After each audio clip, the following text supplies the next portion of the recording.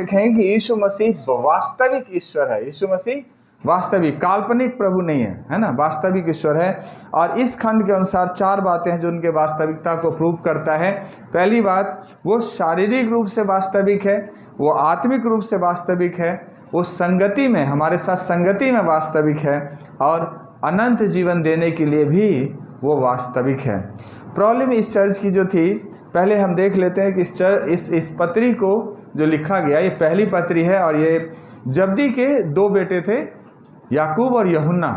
सो वो यूहन्ना है जो इसने पत्री को लिखा है। इन्होंने यूहन्ना रचित सुसमाचार लिखा है, इन्होंने प्रकाशित वाक्य लिखा है, इन्होंने ये 3 पत्रियां लिखा है। तो सो कुल मिला जुला के 5 किताब है बाइबल के अंदर जो यूहन्ना ने लिखा है। और ये पत्री विशेष रूप से बात नहीं बता रहे कि ये लिखने वाला यूहन्ना ही है, लेकिन जो तौर तरीके उससे पता चलता है कि स्पष्ट रूप से नहीं लिखा है कि यूहन्ना ही लिखा, लेकिन तौर तरीके और सारी बातों से पता चलता है कि उन्होंने लिखा है। आपको याद हो तो यूहन्ना को यीशु मसीह ने गर्जन का पुत्र कहा था, गर्जन का पुत्र कहा था, ये वही यूहन्ना है। और ये पत्री विशेष रूप से करीब 90-95 के आसपास में लिखा गया था, 90-95 के आसपास में लिखा गया था। यूहन्ना और चेलों में से यीशु मसीह के वो चेले हैं जो यीशु मसीह के सेवकाई में आंखों देखा गवाह है। यीशु मसीह के जब वो क्रूस पर चढ़े तब वो आंखों देखा गवाह है। यीशु मसीह के मुर्दों में से जी उठने पर कब्र पर पहुंचने वाले, कब्र को खुला हुआ पहले देखने वाले चेलों में पहले देखने वाला ही है। सो बहुत क्लोजली आई विटनेस है यूहन्ना प्रभु यीशु मसीह के सेवकाई में, प्रभु यीशु मसीह के मरने में, क्रूस पर चढ़ने में, और प्रभु यीशु मसीह के मुर्दों में से जी उठने में बहुत नज़दीकी आई विटनेस। अगर हम लोग को याद हो तो जब मरियम मदीकनी को प्रभु ने दर्शन दिया था, और उसके बाद मरियम मदीकनी जब जाकर के बोला कि प्रभु का कब्र खाली है और सारी बात को बताया, तो वहाँ से यूहन्ना और पतरस दोनों दौड़ करके आए हैं। सो यूहन्ना पहले कब्र पर पहुँचा है। मरियम मदीकनी के बाद अगर किसी ने कब्र खुला हुआ देखा है तो चेलों में से, 12 चेलों में से यूहन्ना सबसे पहले देखा है। पतरस आ गया तो पतरस अंदर गया है, तब यूहन्ना जा करके कहीं हिम्मत जुटा पाया है ना। सो और जब क्रूस पर की बात करें तो वचन, जब हमने 7 वचन पिछले दिनों सुना था तो वहां भी हमने देखा था यीशु मसीह ने कहा था यूहन्ना को ही कि हे मेरे पुत्र, ये तेरी माँ है, और हे नारी, ये तेरा पुत्र है। सो क्रूस पर जो घटना घटी है उसका आई विटनेस, आंखों देखा हाल यूहन्ना जानता है। कब्र में जो घटना घटी है वो आंखों देखा हाल यूहन्ना जानता है। सेवकाई में यीशु मसीह के बिल्कुल सारे चेलों में से सबसे करीब रहने वाला, यीशु मसीह के बाजू पर तकिया करके सोने वाला, उनके चिपक करके रहने वाला चेलों में से यूहन्ना है ना। सो ये जब लिखते हैं इन सारी बातों को तो बहुत ही क्लियर वे में लिखते हैं। और इस इफिसुस की कलीसिया में ये लिखा गया है जब है, तो इफिसुस में वो यूहन्ना ने जब थे वहां पे पत्री लिखा है, और 2 समस्याएं थी उस कलीसिया के अंदर। 2, एक समस्या ये थी कि यीशु मसीह शारीरिक रूप से नहीं है, मतलब शारीरिक रूप में वास्तविक नहीं है ना। उनका जो यीशु का जो शारीरिक शरीर है वो वास्तविक नहीं है, ये बात कह रहे थे। और दूसरी जो सबसे बड़ी झूठी शिक्षा थी वो थी कि यीशु मसीह का जब बपतिस्मा हुआ था तो कबूतर के समान पवित्र आत्मा यीशु मसीह पर उतरा, और जब यीशु मसीह क्रूस पर चढ़ने लगे तो पवित्र आत्मा उनसे अलग हो गया। सो ये दोनों बहुत ही खतरनाक झूठी शिक्षा थी जो चर्च में आ गया था।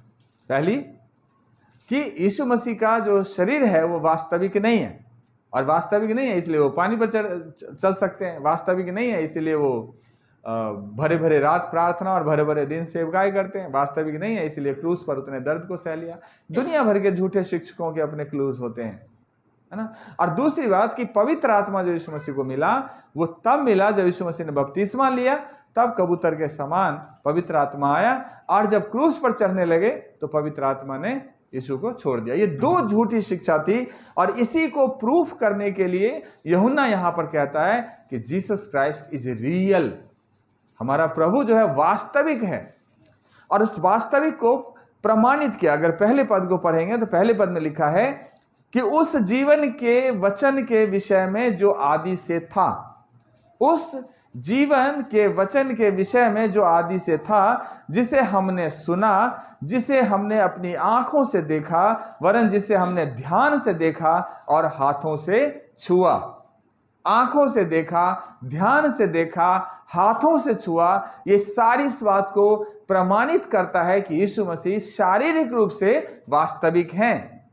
जिसके बारे में झूठी शिक्षा कहता है कि यीशु मसीह का शरीर वास्तविक नहीं है, इस बात को प्रमाणित करने के लिए यूहन्ना कहता है कि मैंने उसे छुआ है, मैंने उसे ध्यान से देखा है, मैं उसके साथ रहा हूं, मेरे मनुष्यों के समान वो खाता है पीता है। मेरे प्रिय, आपको पता होना चाहिए यीशु मसीह एक ही समय में 100% मनुष्य है और 100% परमेश्वर है।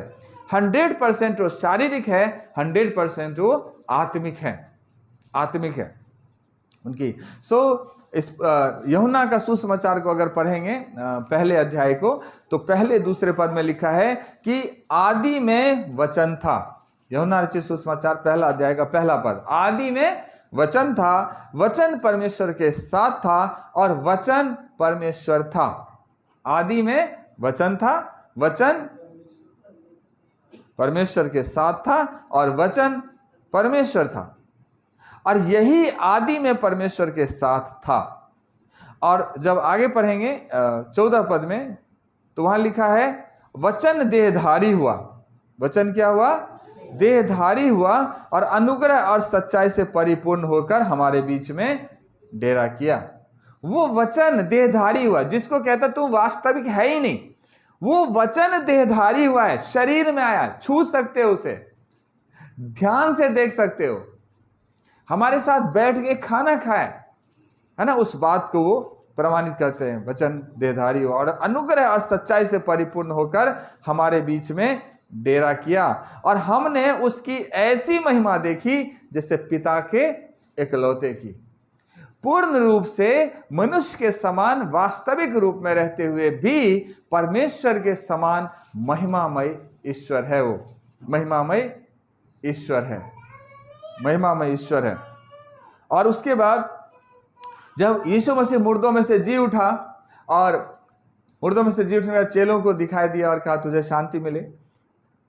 पहली बार थोमा नहीं था, तो चेलों ने थोमा को बताया, अरे पता है हमारा प्रभु तो मुर्दों में से जी उठा, जिसको कहे भूत है। पहले चेलों को शक हुआ ना कि भूत है, यीशु बोला मुझे छू के देख, कुछ खा के दिखाया प्रभु ने।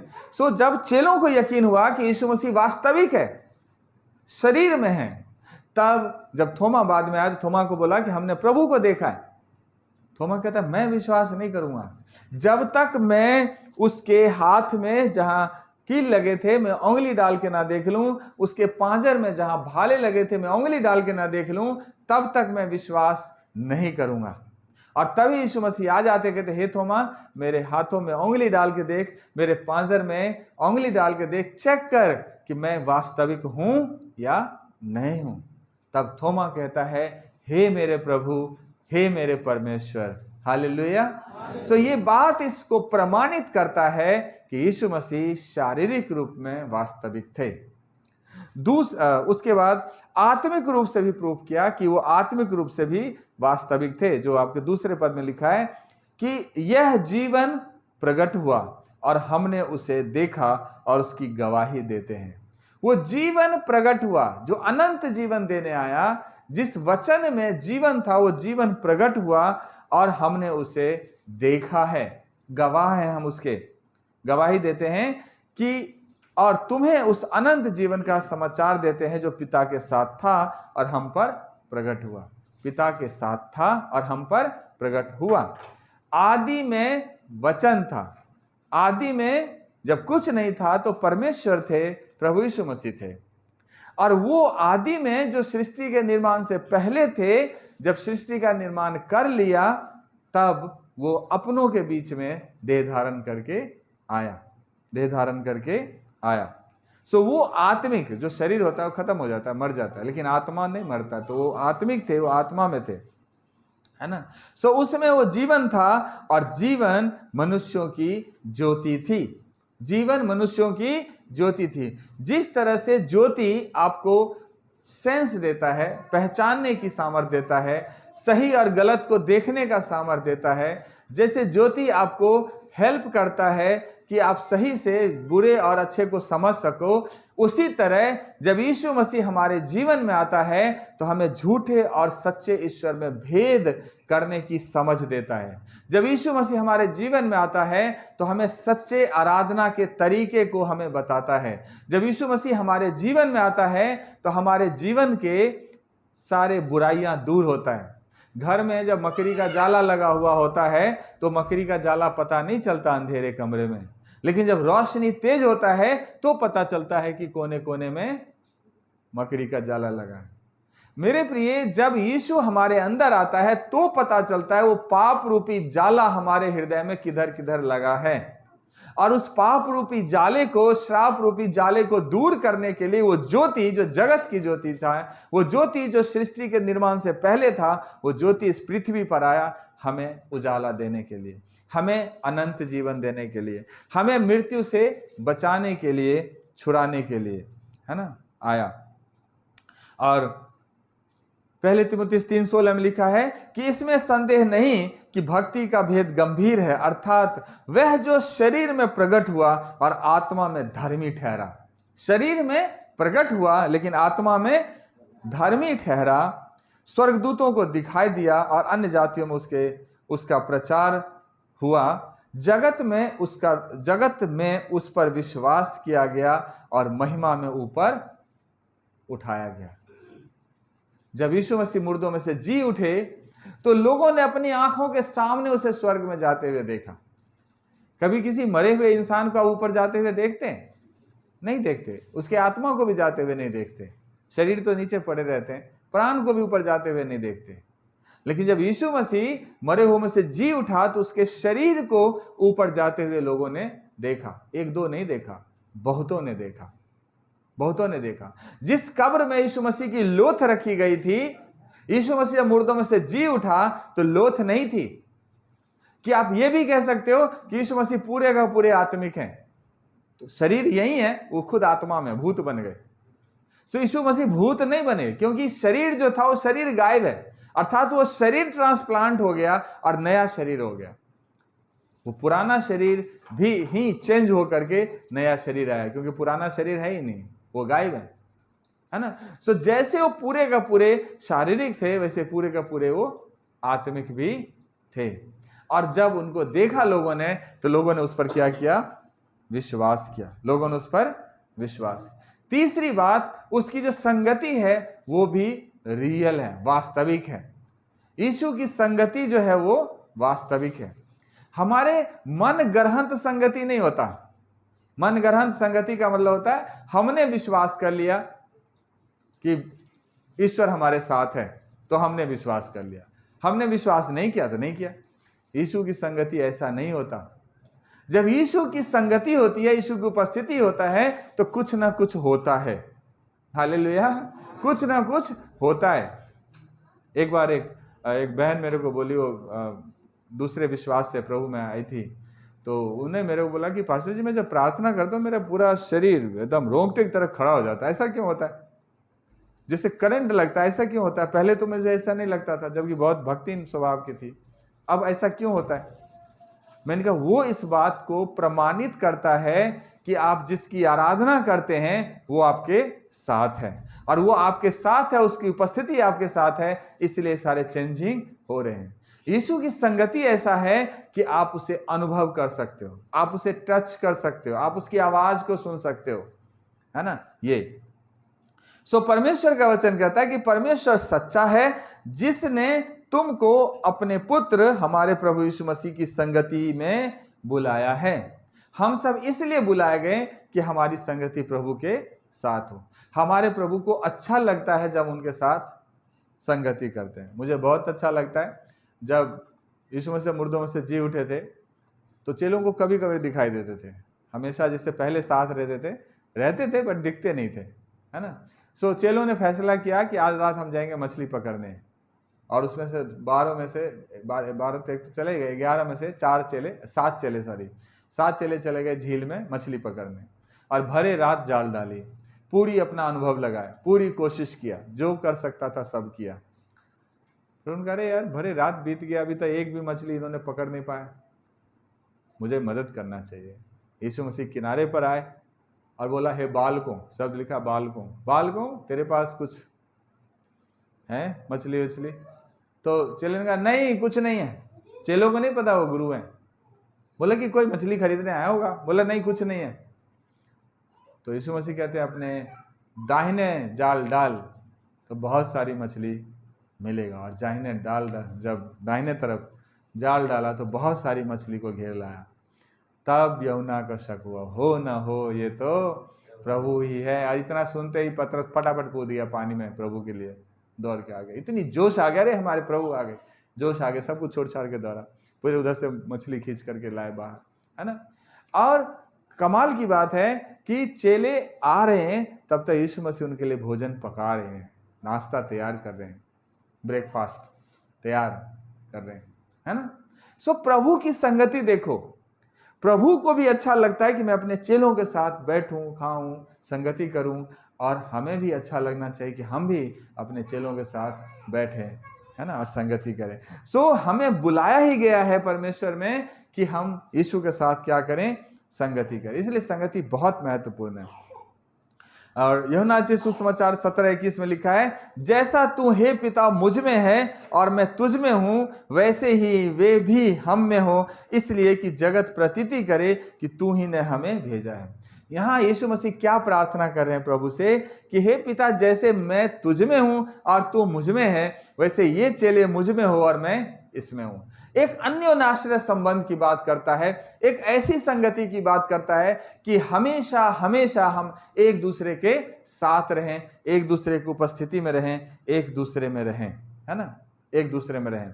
और आगे यूहन्ना सुसमाचार लिखा है कि थोड़ी देर और रह गई है, फिर संसार मुझे न देखेगा, परंतु तू मुझे देखेगा, क्योंकि मैं जीवित हूं और तुम भी जीवित रहोगे। मैं जीवित हूं तो तुम भी क्या रहोगे, जीवित रहोगे। मैं जीवित हूं तो तुम भी मेरे साथ जीवित रहोगे। और आगे लिखा है, उस दिन तुम जानोगे कि मैं पिता में हूं और तुम मुझ में हो और मैं तुम में। ये देखिए कैसा फेलोशिप है। तुम जानोगे कि मैं पिता में हूं, तुम मुझ में हो और मैं तुझ में हूं। पिता और यीशु और हम, एक ऐसा फेलोशिप जिसमें हम सब हैं। और दूसरी तरफ कहते हैं, मैं तुझे अनाथ नहीं छोड़ूंगा, मैं तुझे एक और सहायक दूंगा। सो पिता, पुत्र, पवित्र आत्मा, तीनों के साथ हमारी संगति है। तीनों में हम हैं, हम में तीनों हैं, हम एक दूसरे में हैं। सो हमारी संगति हमेशा होनी चाहिए। मेरे प्रिय, चर्च आना, दुआ प्रार्थना करना, ये ना तो ट्रेडिशनल है और ना मतलब के हैं। ये सिर्फ इसलिए है कि चूंकि हम प्रभु से प्रेम करते हैं और प्रभु हमसे प्रेम करते हैं, इसलिए हमको चाहिए कि हम ज्यादा से ज्यादा आपस में संगति किया करें। क्योंकि जब हम आपस में संगति करते हैं, हमारे बीच में प्रभु की उपस्थिति होती है, उस आत्मा की उपस्थिति होती है जिसने हमें चुना है, जो हमें हर दिन नया बनाता है अपने वचनों के द्वारा, जो हमें तैयार करता है उस सर्वसिद्ध के सिंहासन के सामने उपस्थित होने के लिए, जो हमें तैयार करता है उसके इकलौते पुत्र हमारे खुदावंद यीशु के लिए, ताकि हम उसके स्वरूप में, उसकी समानता में बदलते हुए चले जाएं। इसलिए संगति हमारे लिए बहुत ही ज्यादा जरूरी है। चौथी बात और लास्ट बात, अनंत जीवन की वास्तविकता भी यीशु में ही है, या अनंत जीवन की जो वास्तविक है वो यीशु है। या यूं कहें कि यीशु है तो अनंत जीवन है ना। हवा हवाई बात नहीं है कि मरने के बाद किसने देखा है कौन कहां जाएगा, ये हवा हवाई बात है। ये पता है कि मरने के बाद क्या पता कहां जाएंगे, लेकिन नाम के आगे सब स्वर्गीय लिखेंगे। चोर है वो भी स्वर्गीय, डाकू है वो भी स्वर्गीय, बेईमान है वो भी स्वर्गीय। तो भाई नरक बना किस लिए? डराने के लिए कि गलत करोगे तो नरक में जाओगे, और मरने के बाद लिख देता स्वर्गीय। क्योंकि वहां वास्तविकता नहीं है। अगर वास्तविकता रहता तो उन्हें पता चलता कि तुम जो जीवन पढ़ते आए हो कि गलत करोगे तो नरक जाओगे, तो गलत करने वाले इंसान के आगे भी स्वर्गीय क्यों लिखते? क्योंकि कंफ्यूज है, उन्हें नहीं पता सच्चाई क्या है, रियलिटी क्या है, वास्तविकता क्या है। लेकिन यीशु ने कहा, जहां मैं रहूंगा तुम भी मेरे साथ वहीं रहोगे। यीशु ने कहा कि जब मैं अपनी महिमा सहित आऊंगा तो तुम भी मेरे साथ इस न्याय के सिंहासन पर बैठकर 12 गोत्रों का न्याय करोगे। आगे भी पढ़ा है कि हे पिता, जहां मैं रहूं वहां ये भी हमारे साथ रहें। ये सब इस बात को प्रमाणित करता है कि हर विश्वासी का, ध्यान सुनिएगा, हर सच्चे विश्वासी का डेस्टिनी सुरक्षित है, हर सच्चे विश्वासी का भविष्य सुरक्षित है। ये कंफर्म है, हम स्वर्ग ही जाएंगे। हालेलुया, ये कंफर्म है, क्योंकि हमारे सारे पापों को, हमारे सारे श्रापों को, हमारे सारे अपराधों को, हमारे सारे उन कामों को जो परमेश्वर के विरोध में था, यीशु मसीह ने क्रूस पर उठा लिया है और हमारे लिए विरासत में अनंत जीवन दे दिया है। अनंत जीवन मिला है हमें विरासत में। इसलिए हमारा डेस्टिनी हमें पता है, हमारा भविष्य हमें पता है, हम स्वर्ग ही जाएंगे और बिना कोई यीशु के नहीं जा सकता। मैं भी आगे बात करूंगा। यीशु ने उसे कहा, जब लाजर मर गया और मरियम और मार्था बहुत रो रही थी, तो यीशु ने उसे बोला कि पुनरुत्थान और जीवन मैं ही हूं, पुनरुत्थान और जीवन मैं ही हूं। जो कोई मुझ पर विश्वास करता है, यदि वो मर भी जाए तो भी जिएगा। हालेलुया। जो कोई मुझ पर विश्वास कर देगा, अर्थात जो कोई प्रभु यीशु मसीह पर विश्वास करेगा, अगर वो मर भी जाएगा तो भी वो जी उठेगा, जिएगा। और जो जीविता है वह मुझ पर विश्वास करता है, वह अनंत जीवन तक नहीं मरेगा। जो जीविता है, जिन्होंने यीशु को अपना प्रभु, अपना उद्धारकर्ता करके ग्रहण कर लिया है, वो नहीं मरेगा। एक ट्रू क्रिश्चियन, एक सच्चा मसीही जो है, कभी नहीं मरता, कभी नहीं मरता। वो यहां इस शरीर को त्यागेगा और दूसरे शरीर को प्राप्त करेगा प्रभु के साथ। वो सोता है, मरता नहीं, वो सोता है और समय पर फिर जगेगा। हाँ, ये शरीर को तो मिट्टी में मिलना है। प्रभु ने बोला, जब तक बीज, गेहूं का दाना जब तक मिट्टी में जाके सड़ेगा नहीं, तब तक वो पौधा नहीं बनेगा और फल लेकर नहीं आएगा। तो मैं इस शरीर की बात नहीं करता, क्योंकि इस शरीर के अंदर डीएनए जो है आदम का है और आदम ने पाप किया, इसलिए इस शरीर को मरना होगा। लेकिन प्राण में, आत्मा में जो डीएनए दौड़ रहा है, वो प्रभु यीशु मसीह का है, जो मुर्दों से जी उठा है, जो मृत्युंजय प्रभु है, मृत्यु पर जय प्राप्त करने वाले सर्वसिद्ध सनातन प्रभु है ना। और उसके द्वारा लिखा है कि जो मुझ पर विश्वास करता है अनंत जीवन तक नहीं मरेगा। यूहन्ना 14:6 में लिखा है कि मार्ग, सत्य और जीवन मैं ही हूं, बिना मेरे द्वारा कोई भी पिता के पास नहीं पहुंच सकता। बिना यीशु के कोई भी पिता के पास नहीं पहुंच सकता। यूं कहें, यीशु को जानना ही अनंत जीवन है। बिना उसके कोई भी पिता के पास नहीं जा सकता। सो अनंत जीवन देने के लिए यीशु मसीह रियल है, वास्तविक है। यीशु की संगति वास्तविक है, यीशु की आत्मिक उपस्थिति वास्तविक है, यीशु की शारीरिक उपस्थिति वास्तविक है। कुछ भी ऐसा नहीं है जो झूठी शिक्षा इसके बीच में डाला गया था, उस झूठी शिक्षा को दूर करने के लिए, हटाने के लिए इतनी सच्चाई के साथ यूहन्ना अपनी गवाही देता है। और आगे के अध्याय में जो है, हम इसको देखेंगे, करीब 5 अध्याय ना, 5 अध्याय है, तो उसमें हम इन झूठी शिक्षा के ऊपर हम देखेंगे किस तरह से उन झूठी शिक्षा से हम बच सकते हैं। सो 4